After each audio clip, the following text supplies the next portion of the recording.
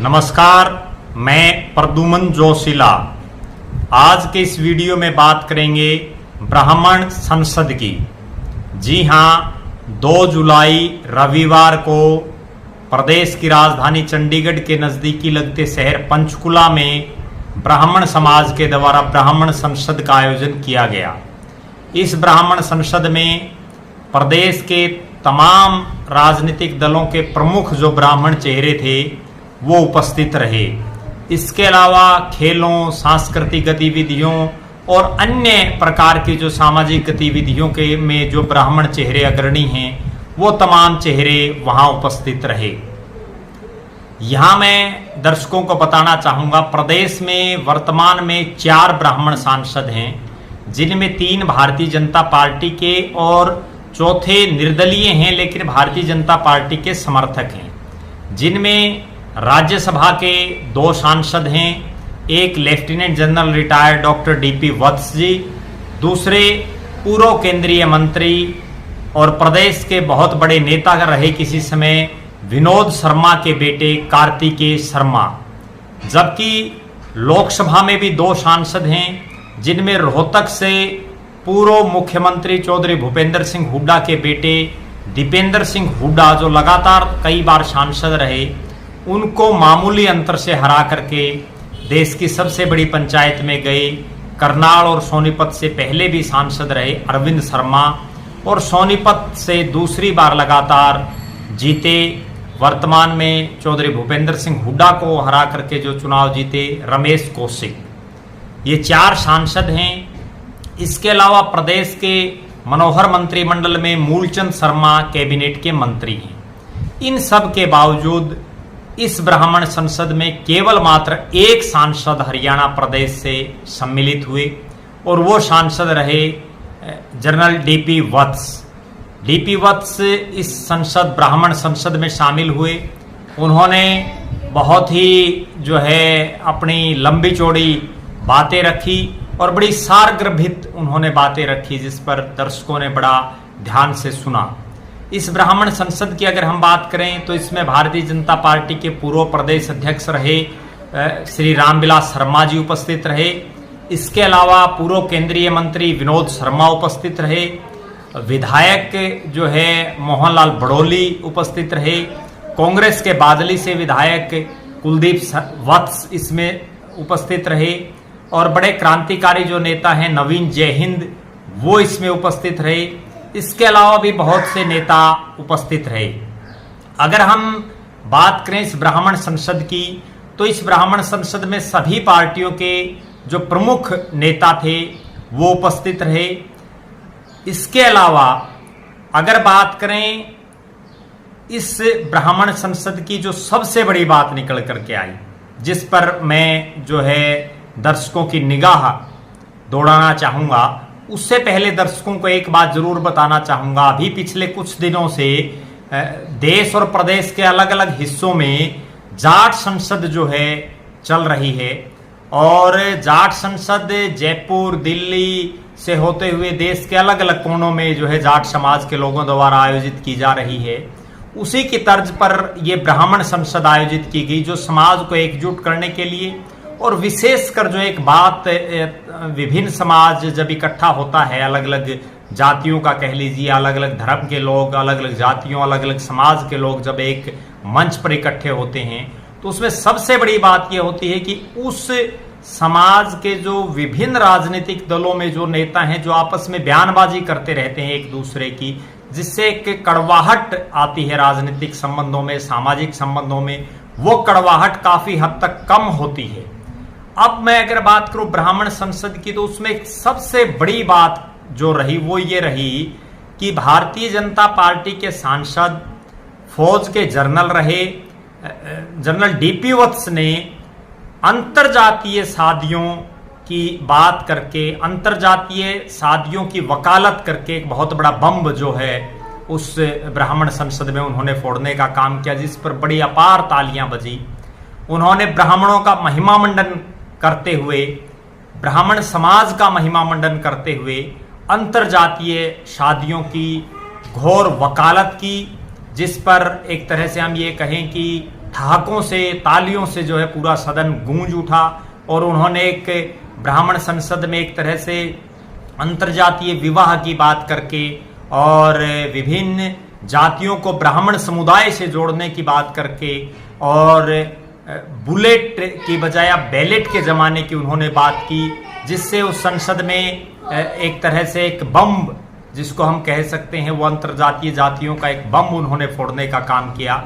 उन्होंने भगवान परशुराम ने जिस तरह से अंतर्जातीय विवाह की बात कही उससे इस तमाम विषय को जोड़ा और इसके अलावा भी उन्होंने बहुत सी बातें की जो ना केवल ब्राह्मण समाज के लोगों को बल्कि तमाम जो पूरे जो समाज है उसको उस पर गौर करने की आवश्यकता है। आगे के वीडियो में मैं आपको जनरल डीपी वत्स का ब्राह्मण संसद में दिया गया पूरा जो उनका भाषण था जिसको लोगों ने बड़ा गौर से सुना, वो पूरा भाषण में जो है हम आपको दिखाएंगे आगे, जिस पर आप भी जो है अपनी एक एक शब्द को सुने और उन पर गौर करें। बहुत बहुत धन्यवाद। आपका अपना प्रद्युमन जोशीला। आगे देखिए आप जनरल डीपी वत्स राज्यसभा सांसद का ब्राह्मण संसद पंचकुला में दिया गया वक्तव्य। मंचासीन संत समाज पंडित लक्ष्मीचंद की बात चली हुई थी। उसने सेठ ताराचंद के किस्से में कहा है कि रे छोटी सी उम्र का साधु या सुथरी सी शान घनी लाग गए। तो बड़े नौ उम्र साधु हैं, मैं उनको सैल्यूट करता हूं।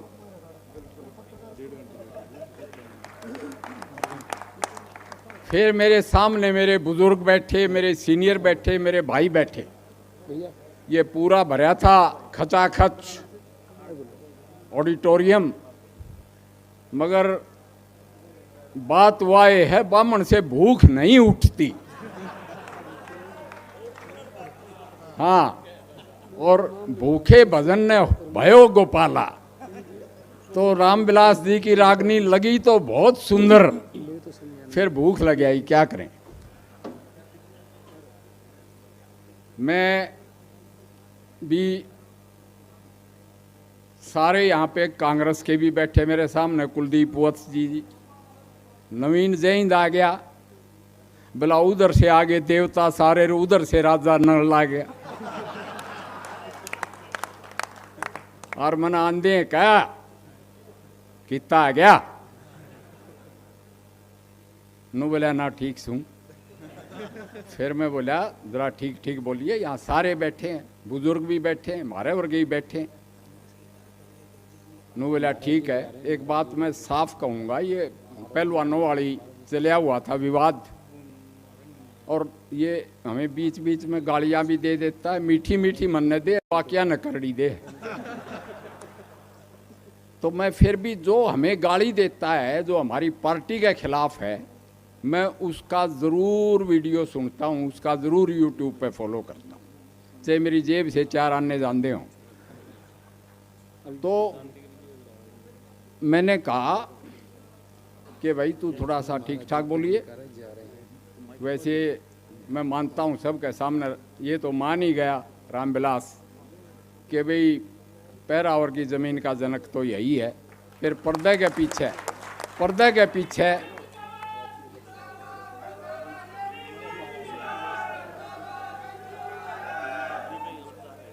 पीछे सबका रोल था, मैं ये ज़रूर मानूंगा। तो मैं बोला ज़रा ठीक ठाक बोलिए। नू बोला एक बात बताओ जनरल साहब, पैरा का हाथ ला के। नू बोला लक्ष्मीचंद पूछ पूछ के गाना लाग जे तो उसी लक्ष्मीचंद को नहीं। फिर मैंने बोला कि जो तुमने बोलना है बोल दिए, मैं आप साम लूँगा। खागड़ झोटे से पूछ के बड़न लाग जाए तो खागड़ झोटे को नहीं को आंदे। तो भाई बहुत बढ़िया बोल गया और बहुत सही बोल गया। सही किस तरह से, एक दफ़ा इन पहलवाना के विवाद में इसको कुछ रंग पे कमेंट कर दिया पहलवानों ने। वैसे तो लड़कियां तेरे रंग पे ही कमेंट करें, वो भी मजाक होता है अपना योगेश्वर का। और यो पर्दा इन्हों बोला बोला क्या कहते हो, भगवान कृष्ण भी काला था और हिंदुस्तान के 80% लोग काले हैं। मैंने मन मन में यूँ सोचा ये मेरे बारे में कह रहा है। एनी हाउ, फौज का जनरल हूँ।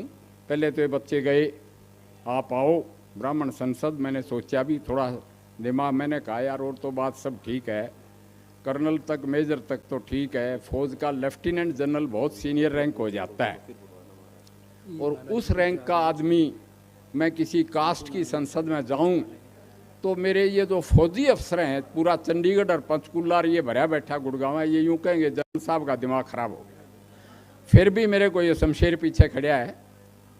शमशेर ने बोला जनरल साहब परशुराम से बड़ा तो जनरल कोई होया ही नहीं जी, इसने 22 दफ़ा पृथ्वी को जीत लिया। तो भाई अपने अपने आदमी की कमज़ोरी कह लो या स्ट्रेंथ कह लो, भगवान परशुराम का नाम मेरे लिए भी रामबाण है। मैंने कह दिया फिर आऊँगा भाई, ज़रूर आऊँगा। तो यहाँ जो लोग बैठे हैं उनमें सारे हितैषी हैं हम सब के। तो कैसे करें, क्योंकि ब्राह्मण एक ऐसी जाति कह लो या ऐसा वर्ण कह लो कि जो नडेला सुंदर पिचई से लेके यानी वहाँ उनको दुनिया की जिम्मेदारी है। और हिंदुस्तान में भी अजीत डोभाल जी भी बैठे, सुब्रमण्यम जयशंकर भी विदेश जो सरकार चलाएं, और मैं तो सबसे बड़ा कर्म से ब्राह्मण मोदी जी को भी मानता हूं।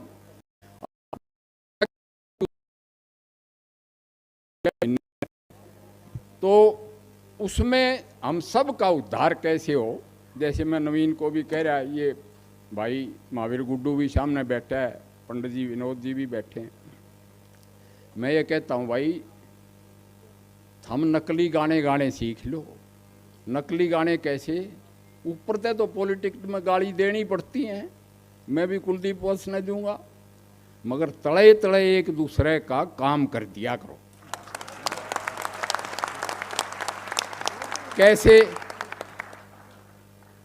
मैं वैसे तो फौज को बैकग्राउंड में हमें सिखाया जाता है, मैं तो 35 साल नौकरी करके आया, 36 साल, कि भाई ये श्रेय लेना तो पॉलिटिशियनों का काम होता है, आप तो चुपके काम करके दे दो, और श्रेय तो पॉलिटिशियन लेता है। तो मैं तो कहता हूँ भाई जब मेरा मौका लग गया, ये विनोद शर्मा जी भी बैठे ने बोला पंडित जी पहली दफ़ा अफसर बनाने में हमारी पर्ची चाली है, तो हमने चुपके और ब्राह्मण का काम क्या करना है, ब्राह्मण को न्याय दे दो, मेरिट है उसमें तो खुद ही मेरिट है, वो अपना उसको हक मिल जाए वही उसका काम करना। तो मैं यूँ कहा करूँ भाई चाहे कहीं हो, किसी पार्टी में हो, अपने एक दूसरे का काम कर लिया करो, और एक दूसरा कोई गाली गलौज देना तो उसको यूँ कह दो बेचारा हालात ऐसे हो गए, भूख में बामण गाली दे रहा है, सह अपनाए। अब तो ये तो थी हमारी अप्रोच। फिर अगेन यहाँ वो बहुत बोल के, उधर भी बोलिया इधर भी बोलिया कि भाई अभी वो कैथल में किसी ने चीचड़ी भर ली बताओ हैं, मन ने तो देखा नहीं, मेरा थारा डीएनए खराब है। मैं ये कहता हूँ कि अजीत डोभाल जी की थ्योरी है ये कि भाई ऊपर तो मखमल का दस्ताना यानी वेलवेट ग्लाउज, मगर उस वेलवेट ग्लाउज के अंदर अगर स्टील का मुक्का नहीं होगा तो थारे से कोई हाथ नहीं मिलाएगा। और वो स्टील का मुक्का ऊपर तो हमारी फौज, हमारा नेतृत्व जिसमें मोदी जी, अमित शाह जी सारे आगे, डोभाल जी, और स्टील का मुक्का अरे था हमने देख लिया, यो बैठा बोलेगा, यो भी फार्मूला बढ़िया है। वैसे तो हमारा नेता भी भोलेनाथ पे जाके वहाँ गुफा में भी बढ़ जे है, फिर कोई भी चीज़ आवे नहीं और पूछा आपसे मीडिया वाले नू का भोड़ा पे पूछ के बताऊंगा, तो मैं भी मन में यूँ सोचूं कि भाई भगवान परशुराम भी भोड़े का ही भगत था कि है ही। तो स्टील का मुक्का बहुत ज़रूरी है, और स्टील का मुक्का सिर्फ हाथ ताकत से नहीं आता। स्टील का मुक्का ये बैठे व्यवसायी अपने विनोद शर्मा जी, मैं इनके बारे में कहा करूँ, मैंने कई लोग उकसाने की कोशिश करें, तो मैं कह दूंगा हमारा भाई संपन्न है, समृद्ध है और हमें उस पर गर्व है। ये विद्वान बैठे, इनको सुनने का तो मुझे बहुत मज़ा आता है। मेरे को कह गया मेजर कैप्टन, मेरी प्रमोशन भी कर गया अपने रामविलास जी, मगर ये भी हमारा विद्वता का है। जितेंद्र भारद्वाज जी बैठे हैं, मेरे बुजुर्ग बैठे हैं यहाँ पे, पंडित रघुवर दयाल जी, और बहुत बैठे हैं। उसमें एक बात मैं युवाओं से कहना चाहूँगा, युवकों से, फौज का फौजी तो हूँ, साथ में डॉक्टर भी हूँ। नवीन तो कह भी गया या पता नहीं, हाँ अपने रामविलास जी कह गए कि आज के दिन स्टील के मुक्के कौन होते हैं? Physically fit, mentally alert and morally upright. उसको संस्कार भी कह रहा था वो योगेश्वर दत्त। मगर हाल क्या है भाई, मेंटली अलर्ट तो हम हो सारे, यहाँ पे बढ़िया ऑर्गेनाइजेशन कर दिया और सारे हरियाणा से बुला लिए। कंप्यूटर वाले भी हो, हम तो तुमने हैंड ओवर करना आए हैं। मैं तो 75वां साल चल रहा है मेरा। रामविलास तो पता नहीं मेरे से कदे छोटा हो जाए, 2 साल कदे बड़ा हो जाए। मैं तो जो मेरी माँ बतावे हो कहूँ भाई, 75वां चल रहा है मेरा, और 75 मैंने कोई टिकट नहीं दिंदा बिना मजबूरी के।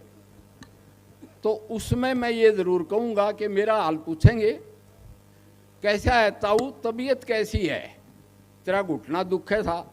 मैं सुन सान के मैं उसका शक्ल मेरे को याद आवे तो मैं यूँ कह दूंगा भाई तेरे तो ये भी ठाडा हूँ। क्यों? अरे 30-30 साल के छोरे आए, पेट लेकर ले। अब मैं यहाँ चैलेंज करूँ तो मैं माना नवीन ने मेरी टक्कर बेशक ले लो, बाकी तो सारे बूढ़े हो लिए। तो भाई मैं छोरा उसको समझता हूँ। फौज में हम कहते हैं पहले दौड़ाओ इसको 5 किलोमीटर, दौड़ के बाद ये चटकी से काम करेगा। कि भाई जाट रेजिमेंट में मैं रहा हूँ 5 साल, मैंने जाटों से बहुत सीखा। सबसे पहले तो ये सीखा अपना अपना काम कर लो, बाद में लोग जस्टिफाई करते रहेंगे, ठीक कराया। दूसरा ये सीखा कि फिजिकली फिट, ये नवीन ने कहा, बोला भाई योगेश्वर तो बन गया, बाकी थारे बाकी छोरे क्यों नहीं बनते? भाई पहलवान हमने कौन रोके है? वहाँ तो मेरिट ही है। तो भाई हमने कौन रोके है? 9 बजे थम सूते उठो, 5 किलोमीटर दौड़ना तो बहुत दूर की बात रहेगी। हमारा आगे छोरे पेट काटे और फिर नू को हम परशुराम से सीखेंगे। अरे भगवान परशुराम तो प्रेरणा का स्रोत ऐसे हैं, वो तो बहुत फिट हैं, वो तो ब्रह्म क्षत्रिय हैं। तो मैं ये कहूँगा आप ब्रह्म क्षत्रिय बनोगे तब थारा उद्धार होगा। एक बात और कहना चाहूँगा, वो ये है कि ये पहले तो हिंदुस्तान की किस्मत का फैसला पानीपत और कुरुक्षेत्रों के मैदानों में तलवारों के साए में होता था, तोपों और बंदूकों से होता था। अब हिंदुस्तान की किस्मत का फैसला बुलेट की बजाय बैलेट करती है, वोट करता है। उस वोट में आपको आपका भाईचारा बढ़ाना पड़ेगा, संख्या बढ़ानी पड़ेगी। हम सोच लो कि 2 या 4 बच्चे नहीं 6 बच्चे पैदा करेंगे, वो नहीं। हम तो यूनिफॉर्म सिविल कोड ले रहे हैं, उसमें 2 से आगे अलाव ही कोई नहीं करा। भाईचारा बढ़ाओ। जैसे मेरे को एक दफ़ा राजनाथ सिंह जी बुलाए थे और राजपूतों की थी, वो पृथ्वीराज चौहान का जन्मदिन मना रहे थे कुलाना में, कोका कुलाना में। तो मैंने उनको खड़ा होकर कह दिया कि भाई पृथ्वीराज चौहान राजपूत का गोत्र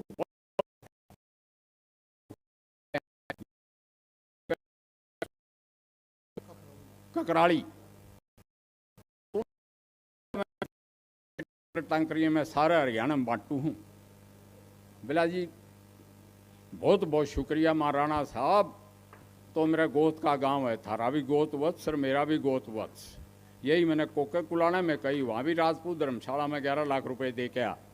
एक बात मैं कहता हूँ, नू कह जहाँ हैं, मैं कहता हूँ ये फौजी बोलता तो कम है, करता ज़्यादा है। पिंजोर से लेके और होडल पलवल तक ब्राह्मण धर्मशालाओं में मेरे पैसे लगे हैं तो एमपी लैड से, मगर लगे हैं जिसमें अम्बाड़ा भी आ गया बलदेव नगर। इसी तरह वो एक अलग बात है कि सारी जातियां में लगे। फिर भाई हम कितने रुख के मारे जाओ, उड़ दिए।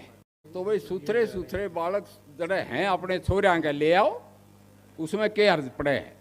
आप या मैंने बात का करताऊ भी कहेंगे, अगर आपकी कोई अहमियत नहीं है तो भाई बैठन भी कौन से।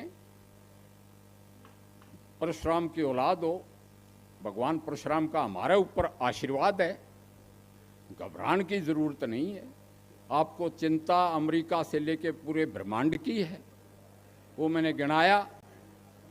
उसमें समर्थ को मारना बहुत मुश्किल होता है, आपको नहीं दबाया जा सकता। आपके लिए पूरे देश का, मैं एक बात और बता दूं, अंतर्जातीय शादी होगी तो ब्राह्मण के साथ शादी होगी तो नू कहेंगे मैं ब्राह्मण हूँ, कोई नू को नहीं बताओ मेरी दूसरी जात है, तो थम सारा ना ब्राह्मण बना लो, इसमें क्या है। हाँ, ये मैंने सुप्रीम कोर्ट में खाप पंचायतों का पक्ष लिया तो वहाँ पे 2.5 लाख लड़कियां बाहर से खरीद के ले आए। मैंने पूछा जाटों से, भाई ये 2.5 लाख मूल की छोरी आ रही और हमारे गांव में भी आ रही, इनकी जात के है, जात तो पता। फिर सारे नू कहें ना बिहार के बामण आई छोरी है। तो वो बात है कि आप मुत्तहद रहो, आपका इत्याद यानी आपकी एकता, आपकी कैपेबिलिटी आपको आगे ले जाएगी। आप हमेशा सरमोर रहोगे। दुनिया ने बतरे नारे ला लिए, बहुत नारे लगाए, तिलक तराजू और तलवार मारो, उनके जूते त्यार, मगर 2 दफा यूपी की मुख्यमंत्री तब बनी जब उसका सतीश मिश्रा ने मोल कराया। तो आपके बगैर काम चल कोई नहीं। और गणा ना कहते हुए, क्योंकि ये बहुत लंबा चल गया। हाँ,